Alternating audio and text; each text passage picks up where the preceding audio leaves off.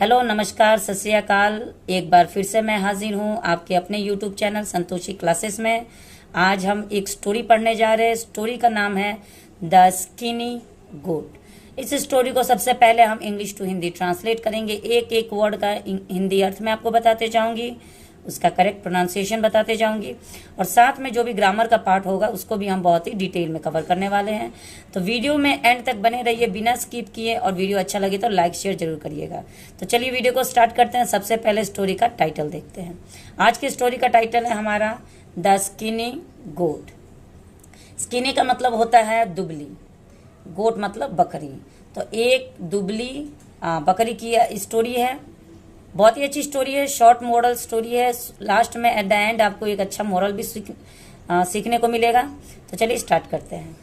Akbar and Birbal had just finished having a lavish meal. क्या मतलब हुआ?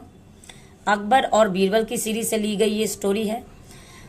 अकबर राजा थे और बीरबल उनके मंत्री थे। दोनों में बहुत ही घनिष्ठता मित्रता भी रहती थी और दोनों हमेशा एक साथ भी देखे जाते थे। तो अकबर और बीरबल हैड जस्ट फिनिश्ड का मतलब होता है ख़त्म करना। तो जैसे ही अकबर और बीरबल ने अपना लजीज भोजन, लेविश मील मतलब लजीज भोजन ख़त्म किया था, बीरबल ने कहा, पार्डन मी यानी मुझे क्षमा करें महाराज, योर मेजेस्टी यानी मुझे क्षमा करें, योर मेजेस्टी मतलब महाराज, पार्डन मी योर मेजेस्टी महाराज मुझे क्षमा करे, पार्डन मतलब क्षमा करना। But I think you are becoming fat. क्या मतलब हुआ? बट मतलब लेकिन, आई थिंक कि मुझे ऐसा लगता है, यू आर बिकमिंग फैट। तो यहाँ पे देखिए आर के साथ वर्ब के फोर्थ फॉर्म का प्रयोग किया गया है। प्रेजेंट कंटिन्यूअस का वाक्य है। प्रेजेंट कंटिन्यूअस में जब भी हम कोई अफर्मेटिव वाक्य बनाते हैं तो वहाँ पे हमें इज, एम और आर के साथ वर्ब के फोर्थ फॉर्म का प्रयोग करना होता है। अगर आपको फोर्थ फॉर्म में कंफ्यूजन होता है तो आप ऐसे भी समझ सकते हैं कि वर्ब के फर्स्ट फॉर्म में आईएनजी अगर हम लगा देते हैं तो वर्ब का फोर्थ फॉर्म बन जाता है। तो लेकिन मुझे ऐसा लगता है कि यू आर बिकमिंग फैट यानी आप बन रहे हैं, फैट मतलब मोटे यानी आप मोटे होते जा रहे हैं। अकबर सेड, अकबर ने कहा, it's because of all the rich food the cook serve every day. क्या मतलब हुआ? तो जो रसोइया है वो रोजाना मुझे लजीज लजीज भोजन परोसता है, इसी की वजह से मैं मोटा होते जा रहा हूँ। बीरबल सेठ, बीरबल ने कहा, नो नहीं, योर मेजेस्टी महाराज, नहीं महाराज, it is because you have no worries.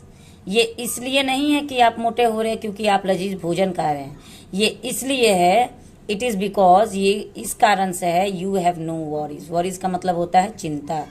तो ना कोई चिंता ना कोई टेंशन आपके पास है, इसलिए आप मोटे होते जा रहे हैं।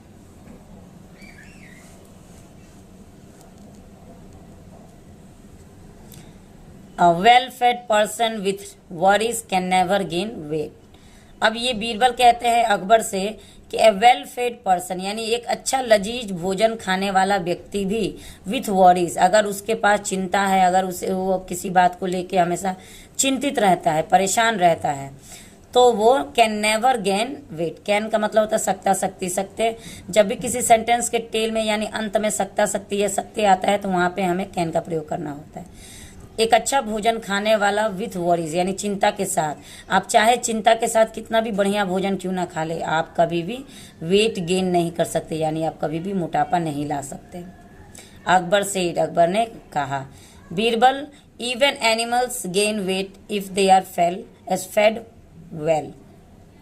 अब अकबर को डाउट होता है कि ऐसे कैसे बीरबल कह रहे हैं कि अगर चिंता होगी तो आप अच्छा भोजन खाते हुए भी आप मोटे नहीं हो सकते, आप दुबले ही रहेंगे। उन्होंने कहा, बीरबल, यहाँ तक कि एनिमल्स यानी जानवर भी गेन वेट यानी कि मोटे हो सकते हैं, यानी वेट गेन कर सकते हैं, इफ़ अगर दे आर फेड वेल, अगर उन्हें अच्छा भोजन खिलाया जाए। Birbal wanted to prove his point. यहाँ पे देखिए दो वर्ब का प्रयोग किया गया, एक है वांटेड और एक है प्रूव। तो जब भी हम किसी सेंटेंस में दो वर्ब का प्रयोग करते हैं तो हमारा जो पहला वर्ब होता है वो टेंस के अकॉर्डिंग होता है, और दूसरे वर्ब में हम वर्ब का फर्स्ट फॉर्म का प्रयोग करेंगे और उसके बीच में हमें टू का प्रयोग करना होता है। यहाँ पे आप देख सकते हैं वांटेड जो है वर्ब का सेकंड फॉर्म है, और सेकंड फॉर्म का प्रयोग हम कब करते हैं? पास्ट इंडेफिनिट के अफर्मेटिव वाक्य में। पास्ट इंडेफिनिट के अफर्मेटिव वाक्य में वर्ब के सेकंड फॉर्म का प्रयोग करना होता है, और जब दो वर्ब लगाना है तो उसके बाद टू लगा के वर्ब का first form. Wanted to prove, prove का मतलब होता है साबित करना, वांटेड मतलब चाहता है। तो बीरबल साबित करना चाहते थे हिज पॉइंट, अपनी तथ्य को साबित करना चाहते थे। सो he bought A goat, so मतलब इसलिए ही बॉट। ब्रिंग का second form bought, past indefinite का अफर्मेटिव वाक्य ये है ये, और यहाँ पे भी वर्ब के सेकंड फॉर्म का प्रयोग किया गया है।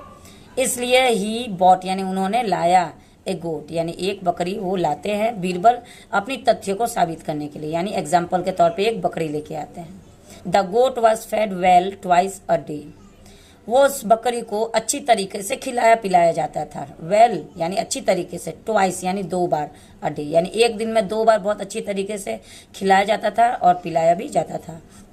After a month Akbar came to see the goat, यहाँ पे भी आप देखिए दो वर्ब का प्रयोग किया गया है, केम एंड सी। तो केम जो है ये टेंस के अकॉर्डिंग यूज होगा, वो मैं अभी बाद में आपको बता रही हूँ। और उसके बाद टू लगा के वर्ब के फर्स्ट फॉर्म का, इसको आपको ध्यान देना है कि यहाँ जो सेकंड वाला वर्ब है वो उसको हमें वर्ब का फर्स्ट फॉर्म ही यूज करना है। यहाँ पे प्राइमरी वर्ब को ही हमें टेंस के अकॉर्डिंग यूज करना है। तो आफ्टर ए मंथ यानी 1 महीने के बाद अकबर केम, अकबर आए, टू सी द गोट, उस बकरी को देखने आए। The goat had not gained weight, तो उस बकरी ने वेट गेन नहीं किया था, यानी उस बकरी ने अपना मोटापा नहीं बढ़ाया था। उस बकरी का मोटापा नहीं बढ़ा था, वो जितनी दुबली थी उतनी ही दुबली अभी भी थी। ही आस्क बीरबल, अब अकबर के लिए यहाँ पे ही का प्रयोग किया गया है, यानी कि ये ही प्रोनाउन है जो अकबर के लिए यूज किया गया है। तो अकबर ने बीरबल से पूछा, was the goat being fed regularly, अब ये इंटरोगेटिव वाक्य है, वाज द गोट, क्या वह बकरी, बीन फेड यानी क्या उस बकरी को खिलाया जाता था, रेगुलरली यानी निरंतर बराबर खिलाया पिलाया जाता था, वो क्यों मोटी नहीं हुई। बीरबल रिप्लाइड, बीरबल ने जवाब दिया, majesty it was fed well twice a day, महाराज उसे खिलाया जाता था वेल यानी अच्छी तरीके से, ट्वाइस ए डे 2 बार, एक दिन में उसे 2 बार अच्छी तरीके से खिलाया पिलाया जाता था, ऐसी बात नहीं है, फिर भी ये मोटी नहीं हुई है। However, I had tied the goat to a lion's cage. हालांकि I had tied यानी मैंने उसे बांधा है, the goat यानी उस बकरी को, to a lion's cage यानी कि एक शेर के पिंजरे के पास मैंने उसे बांधा है। जैसा कि आप यहाँ पे पिक्चर में भी देख सकते हैं, एक बकरी है जिसके आगे पानी और हरी हरी घास रखी हुई है, लेकिन वो है कहाँ पे, एक लायन के पिंजरे के पास बंधी हुई है। Since it lived in constant fear of losing its life, तो वो रह तो रही थी, खा भी रही थी, पी भी रही थी, लेकिन वो कहाँ थी, तो वो एक शेर के पिंजरे के पास थी। और इसीलिए वो अपना जीवन 1 महीने कैसे बिताई, इन कॉन्स्टेंट फियर यानी एक बहुत ही डर के साथ, भयानक डर के साथ जी रही थी। ऑफ लूजिंग इट्स लाइफ, अपने जीवन को खो देने का डर उसके अंदर हर पल समाया रहता था, क्योंकि उसे ये डर था कि अगर वो पिंजरे से शेर बाहर निकल जाए और मुझे खा जाएगा, तो इस चिंता में, इस टेंशन में वो हर पल जी रही थी। इट रिमेन्ड थिन, और इसीलिए वो पतली ही बनी रही।